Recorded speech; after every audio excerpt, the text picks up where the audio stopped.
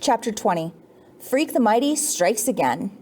Even a total goon like me knows you can't stop Killer Kane, but I go ahead and try anyhow. My hands are still numbed out and I can hardly walk, so all I can do is fall on top of him and try to shove him loose from her. I'm going, "Stop! I see you! I see you! Daddy, please stop! You're killing her!" He just twitches me away. He's made of iron and steel. He's gritting his teeth and squeezing her neck. You can see the whites of her eyes, and she's not even trying to get away anymore. I try to get between them, and I'm going, "I saw you kill her. I saw you kill Mom. I never forgot, not ever. I know you did it. I know." It's like I'm trapped underwater or something, so weak and floaty, I can't hardly fight him. Can't pry his fingers loose from my mother's neck, from Loretta's neck, because everything is mixed up, and he's doing the same thing to Loretta Lee he did to my mom, choking the life out of her. And he's got that same cold killer look because he wants her to die, like he wanted Mom to die, and nothing else matters except what he wants. I'm there in the dark, pushing at him. The light catches her eyes, and I can see her looking at me. She's so far away. It's like I'm 4 years old again, peeking out from behind the bedroom door, and then running to bang my little fists at him while the light fades from her eyes. I can't get him loose of her, so all I can do is keep screaming. "I know you killed her. I saw you do it. You killed her, and I'll never forget, not ever." Finally, he kind of jerks his head, and I can feel him looking at me, and then his hands open. Loretta slips away, and I can hear her breathing like a broken bird in the cellar dark. "What?" he says, reaching for me. "What did you say?"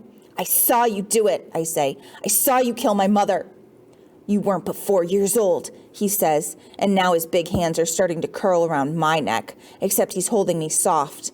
I can feel his heart beating and his cool breath in my face that makes me want to fall asleep. "You can't possibly recall the event," he says. "You think you can, but you can't." "I can," I say. "That's the poison they put in your mind, boy. They brainwashed you into thinking you remember." He's pulling me closer and holding me soft by the neck, and now I can feel the pulse in his hands. "They never talk about it," I say. "They don't have to, because I can't ever forget, no matter how much I try." "No," he says, and his face is so close I can feel the heat rising off of him. "Impossible. You can't." "You were wearing your brown corduroy trousers," I say, talking so fast it makes me shake inside, "and the black t-shirt with no sleeves. I tried to stop you and I couldn't, and you carried me back into my room and put me to bed and told me I was just dreaming. You locked me in that room, and I ran to the window and broke it with my hands and started yelling for someone to come and help Mommy." My father sighs and says, "Lord, I wish you hadn't done that, boy. It cost me years." "They caught you, Daddy, and they put you away forever, except then you fooled them and they let you go." "I have to clean this up," he says, like he's talking to himself alone. "I have to clean this up and get out of here." That's when his hands start to tighten hard and fast around my neck. I'm trying to fight him, but I'm so small and weak, and he's so big and strong. You can't stop him. No one can stop Killer Kane. He squeezes and squeezes and squeezes. I'm in this faraway place, falling backward real slow and dreamy, when I hear a window breaking. Then a small faraway voice is saying, "Put your hands up, villain." And I really am falling, and the air is coming back into my lungs so fast it hurts. I'm lying there all crumpled up sideways. I can see Freak.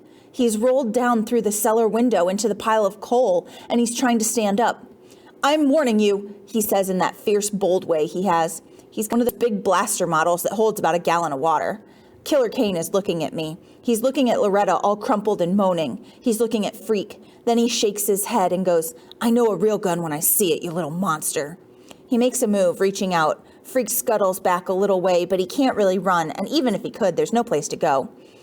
"Is this your partner in crime?" Killer Kane says to me. "I guess maybe you are a retard after all." Freak is pointing the squirt gun right in his face, and he says, "Guess what I got for Christmas, Mr. Kane?" "Guess right, because your life depends on it."